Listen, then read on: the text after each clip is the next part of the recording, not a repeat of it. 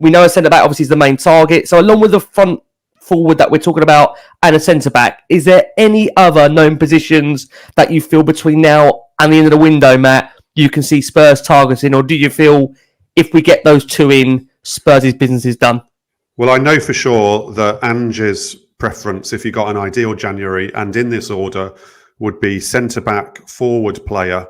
I was originally told winger, but I wonder whether the Villas thing has changed that slightly in the necessity. But certainly in this order, centre-back, forward player, and a number 8 midfielder. That would be his dream January. Easier said than done to do all three, I would say. I think the third one is the one that will prove the trickiest and potentially drag out all through the window and maybe not be able to, it might not be possible. But yeah, he's going to get, it looks like he's going to get his top two, which he'll be delighted about. As I say, I do wonder whether the forward has slightly changed profile a little bit over the last week or so, just because of that injury to Veliz, which sounds like it's going to keep him out for quite a long time. So they need maybe more a player who can play out wide, but also can actually also play through the middle rather than necessarily someone who can just play out wide.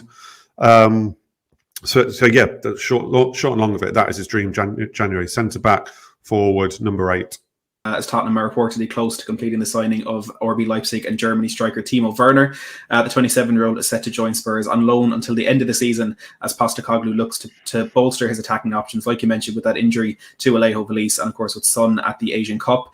He's believed to have arrived in London this evening ahead of completing this move, and it's understood there'll be an option to buy in that deal, expected to be no more than £15.5 million, with Tottenham's covering his full wages until the end of the season as well.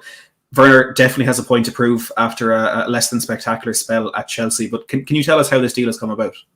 It's a real shock. I've got to say, it's going to end up being one of the sort of shock transfers of the window. I mean, fair play. On Saturday morning, the first report came from a reporter in Germany. I managed to stand it up pretty quickly and sort of confirm, as it were, although I didn't need confirmation the guy got it right, but just from an England point of view, confirmed that yes, it was true. They were in talks with Werner, but it came really. They obviously managed to do quite a lot of background work without people knowing about it. I know Werner was being touted to Manchester United as recently as last week. I think some talks had happened between parties there. I think that wasn't necessarily definitively going to happen anyway, but also the Jadon Sancho thing would need to happen to help that. But I'd heard that maybe Timo Werner had got a few reservations about going to Man United. I think he felt that after his experience at Chelsea, it might not be the best environment to jump in at Man United, another club that's going through a very sort of turbulent time with a lot of pressure on them. But the Chelsea, the Tottenham one sort of came out of nowhere. And it's a really interesting move. I mean, I don't know whether you remember, Tottenham years ago went for Werner. I mean, he was a player they tracked as a young player. I think, was he playing at Stuttgart early in his career? They were tracking him back then. You know, they were scouting him. I know the club discussed him a lot. I don't think they ever got close to actually signing him, but they went out to see him a lot. And I don't know whether this is because the staff have changed so much. I don't know whether, you know, contacts have always continued or whatnot, but he's someone who's been on the club's radar since he was very, very young. And it looked, obviously, once he'd moved to Chelsea, that, you know, there was no chance of this ever happening. And he never really even thought about it. But I get it. It ticks boxes. He can play either side. He can create chances. He can play through the middle. Some people will say he can't score chances, and that's obviously something he needs to prove, but he can score goals. You know, he has had spells in his career where he scored goals. He creates a little bit of chaos with the way he plays. He likes to play on the line. He looks a lot like a player who will be able to give them something they lack when Heung-min Son's away, certainly, because he can break the lines, he can spring off side traps. That's what his kind of game is.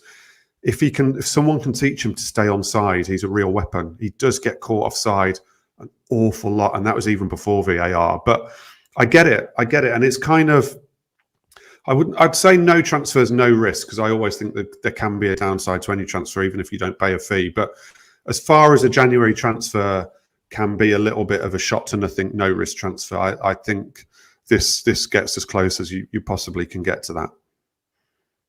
Okay, interesting. Listen, we await the man's arrival. Again, I will just stress, this is an audio. He may already be a Spurs say on him. One more thing, he's a great lad. I dealt with him a lot at Chelsea, and the dressing room will love him. Even when things were going badly for him at Chelsea, he was very, very popular behind the scenes. So I know coaches and clubs these days do a lot of due diligence into the characters of players, and I'm sure, knowing the little bit I do professionally of Ange, I'm sure it's a huge thing for Ange, and he will slot into that dressing room. He will be well liked at the club. He's a great, great lad, seriously. Matt, I will stress again, we are recording here on the 8th of January at 2 minutes past 9. And again, I will stress this in the transfer market. Anything can happen. Anything can change. To your understanding, Matt, tell us where we are in the talks for Radu Dragazin. And are you confident Spurs will get this deal over the line in what it appears to be their prime centre-back target of this window? He's certainly their top target of the window. They've certainly been very optimistic of getting it done. It's a deal Paratici has definitely been advising them on, which is probably no surprise given the country he plays in. I'm told Dragazin wants to sign for Tottenham. He wants to join Tottenham. I think negotiations with Genoa and 777 partners who own Genoa have been going pretty well. There's obviously lots of to-ing and throwing on transfer fees and bonuses and things like that. I think up until now, Tottenham have been able to take their time a little bit because it's been so clear that the player wants to join them. I know Napoli have been involved a bit. I've never really seen that as likely. I think there's a few things there that would make that one more unlikely. And I think Tottenham I personally still think Tottenham in pole position. Now, I know before I came on the show tonight, there's suddenly been some talk of Bayern Munich showing an interest. I've got to be honest, I don't know a lot about that. I don't have an immediate contact at Bayern Munich who I can spring that off. Obviously, most of my contacts are English based. But I don't think there's any panic at Tottenham's end just yet. And on Monday evening of we're on the 8th of January, I would still be confident that he will end up a Tottenham player, yes. But as you say, things can change in a flash of an eye. But certainly, I made a check on it. The last time I made a proper check on it was Saturday when I was talking to someone about Timo Werner. And they were very satisfied with how it was going with Dragazin on Saturday. There wasn't a feeling it was about to get completed, but it was certainly all going in the right direction when I last made a proper check on it. I would just throw in one other thing that I think is in Spurs' favour. And this is a theory. This is my personal theory. This is not something somebody has told me. Please be clear on that. This is my off the top of my head theory. But do remember that Everton are about to be owned by 777, and there's a transfer fee problem around Dele Alli and who has to pay what and when around Dele Alli. Tottenham have that to their advantage with 777 potentially in negotiations with Dragazin about maybe working in some sort of agreement around that. That's a theory. But, I've worked around Tottenham long enough to know that Daniel Levy knows how to play these deals and work everything to his advantage. And I wouldn't be surprised if within talks between Tottenham and 777, if that Dele Alli situation is also being talked about. And that may help Tottenham. That may help Tottenham because the Dele Alli situation for 777 and Everton is not an easy situation for them to navigate.